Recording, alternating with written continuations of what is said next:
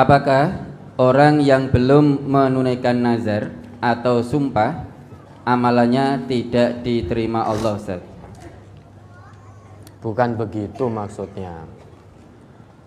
Itu maksudnya orang itu kalau punya nazar atau sumpah, kalau sumpah atau nazar itu baik, maka segera ditunaikan nazar atau sumpah itu. Namun jika nazar atau sumpahnya itu buruk, segera dibatalkan dan bayar kafaroh.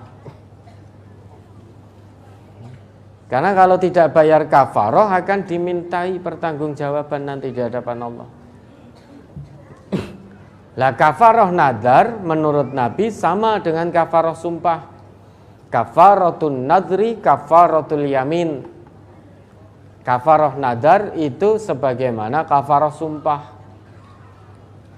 Kalau kita bersumpah atau bernazar kemudian kita batalkan, kewajiban kita membayar kafaroh. Kafaroh nazar sama dengan kafaroh sumpah. Kafaroh sumpah Allah sebutkan dalam Quran surat Al-Maidah ayat 89. Coba diingat itu. Itu kafaroh sumpah. Kafaroh nazar sama dengan kafaroh sumpah. Surat Al-Maidah surat kelima ayat 89. La yu'akhidhukumullahu billaghwi fi aymanikum walakin yu'akhidhukum bima aqadtumul ayman fakaffaratuhu it'amu asaratim masakina min awsati ma tut'imuna ahlikum aw kiswatuhum aw tahriru raqabah faman lam yajid fasiyamu salasati ayyam dzalika kaffaratu aymanikum idza halaftum wahfazu aymanakum kadzalika yubayyinullahu lakum ayatihi la'allakum tashkurun. Allah tidak menghukum kamu disebabkan sumpah-sumpahmu yang tidak dimaksud untuk bersumpah, tetapi Dia menghukum kamu disebabkan sumpah-sumpah yang kamu sengaja. Maka kafarah melanggar sumpah itu ialah memberi makan 10 orang miskin, yaitu dari makanan yang biasa kamu berikan kepada keluargamu. Nah ini yang pertama dulu ya. Kafaroh sumpah atau nazar, it'amu asyarati masakina min awsati ma tut'imuna ahlikum. Memberi makan 10 fakir miskin dari makanan yang biasa kita makan dengan keluarga. Itu kafaroh yang pertama. Kemudian atau memberi pakaian kepada mereka. Au kiswatuhum, memberi pakaian 10 orang miskin tadi. Atau memerdekakan seorang budak. Memerdekakan seorang budak. Sekarang sudah tidak ada perbudakan. Berarti tinggal 2 kafarohnya. Terus barang siapa tidak sanggup melakukan yang demikian, maka kafarohnya puasa selama 3 hari. Nah ini kalau tidak sanggup memberi makan 10 fakir miskin, atau tidak sanggup memberi pakaian 10 fakir miskin, atau tidak sanggup memerdekakan seorang budak, maka kafaroh nadar, kafaroh sumpah adalah puasa 3 hari. Seorang yang Allah mampukan ekonomi, kalau dia berjanji atau bernadar, dia bersumpah atau bernadar, kemudian dilanggar, kok karena eman duite kalau untuk memberi makan 10 fakir miskin, terus wis tak poso weh, itu tidak diperkenankan. Karena dia punya kemampuan untuk memberi makan 10 fakir miskin atau memberi pakaian 10 fakir miskin tadi. Kalau memang tidak mampu betul, baru memerdekakan budak juga tidak mampu karena sekarang sudah tidak ada perbudakan, baru puasa 3 hari. Terus yang demikian itu adalah kafarah sumpah-sumpahmu bila kamu bersumpah dan kamu langgar. dan jagalah sumpahmu. Demikianlah Allah menerangkan kepadamu hukum-hukumnya agar kamu bersyukur kepadanya. Ya, kalau sumpah maka dijaga. Kalau nadar jaga, tunaikan. Kalau sumpah dan nadarnya baik. Wahfadu aimanakum, dan jagalah sumpah-sumpahmu. Tapi kalau memang membatalkan sumpah atau nadarnya, zalika kafaratu aimanikum idza halaftum, maka harus bayar kafaroh. Jangan seneng sumpah kalau tidak sanggup jaga. Jangan seneng nadar kalau tidak sanggup. Sidik-sidik nadar. Lamar pekerjaan, demi Allah wallahi saya bernadar kalau diterima nanti, gajian pertama akan saya sedekahkan semuanya. Begitu gajian tenanan, lah kok oke.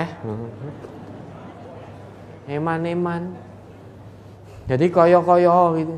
Atau kalau sakit, demi Allah, kalau aku sembuh dari penyakitku ini, aku akan ikut infak membangun masjid sekian puluh juta. Allah beri kesembuhan, jadi eman-eman. Maka jadi eman-eman. Padahal itu sumpah atau nadarnya baik. Nah sekarang jangan tawar-menawar lah pada Allah. Masa mau infak masjid harus nunggu sehat, harus nunggu sembuh dari sakit dulu. Ini kan berarti kalau tidak Allah sembuhkan nggak jadi infak. Lah Allah saja memberi kita semuanya kok tanpa memberi mengharap imbalan apapun kok. Masa kita koyo-koyo nih, ya Allah, ini saya sakit ya Allah. Jika engkau sembuhkan aku ya Allah, aku akan infak. Koyo-koyo nih Allah butuh infak kita. Sehingga kita mau infak saja harus nunggu Allah sembuhkan. Kenapa tidak bisa dilakukan? Ketika sakit ya tetap infak gitu, apa tidak bisa toh? Banyak infak sudah, infak saja, mau sehat mau sakit infak sudah. Lah nanti kalau ternyata tidak sembuh, berarti juga tidak infak, tidak dapat kebaikan. Jangan suka tawar-menawar dengan Allah. Tapi kalau nanti kita nazar yang tidak baik, kalau mau membatalkan atau sumpah yang tidak baik, maka segera batalkan dengan membayar kafaroh. Sebagaimana yang Allah sebutkan dalam Al-Maidah 89 tadi. Ya, ada lagi. Halo Ustaz, saya punya hutang puasa Ramadan 28 hari. Saya tidak puasa Ramadan pada tahun 2021 karena nifas. Sekarang ini karena nifas jenengan tertawa ibu itu. Ya. Sekarang saya mau ganti puasa, tetapi kalau mau ganti puasa, posisi sekarang masih menyusui, terasa berat sekali, lemas dan lemas banget. Apa bisa saya ganti dengan membayar fidyah saja, Ustaz? Puasa, meninggalkan puasa karena nifas itu kewajibannya mengganti di hari lain. Nah sekarang karena menyusui sehingga lemas. Nah nanti ganti puasanya kalau sudah kuat, kalau sudah tidak lemas. Karena jenengan meninggalkan puasa bukan yutikunahu tetapi karena nifas. Maka tidak bisa diganti dengan fidyah. Karena fidyah itu wa 'alal ladzina yutiqunahu fidyatun ta'amu miskin. Kalau nifas haid maka kewajibannya mengganti di hari lain. Nah sekarang masih lemes, bahkan lemes banget tadi katanya. Maka nanti kalau sudah tidak menyusui atau saat anak sudah dapat nutrisi selain dari ASI, insya Allah sudah tidak lemes lah. Baru nanti nyaur puasa. Jangan dibayar fidyah, bukan termasuk kolomnya itu. Nifas itu ya ganti puasa di hari lain. Ya, ada lagi?